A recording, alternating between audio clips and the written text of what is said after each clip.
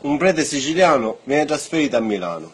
La prima domenica in cui celebra la messa dice: allora fratelli, oggi vi parlerò di Adamo ed Eva. Adamo, bravo picciotto, travagliatore, servo di Dio, siciliano era. Eva, puttana, tentatrice, milanese era. Anche tutti si lamentano, per cui il vescovo chiama il prete e gli raccomanda vivamente di non dare mai più interpretazione della Bibbia di quel genere, se non vuole essere trasferito. Il prete promette che non ripeterà più un errore del genere.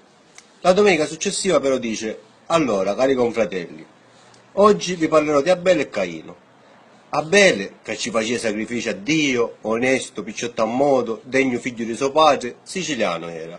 Caino, traditore, figlio di sua madre, fratricida e merda, milanese era. Si ripetono le scene della domenica precedente e stavolta il vescovo si presenta anche lui al prete e gli dice di avere intenzione di cacciarlo dalla città.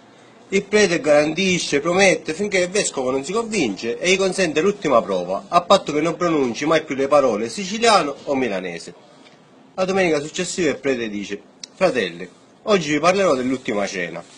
E Cristo disse: picciuttelli e belli, voglio a dire che in verità uno di voi mi tradirà. Scende lo sconcerto fra gli apostoli. San Pietro dice: signor Zubello, che per caso sogno io? No, non sei tu sei un bravo picciotto, devoto. San Giovanni: che sognò allora, signor Zumeo? No, non sei manco tu, non ti preoccupare.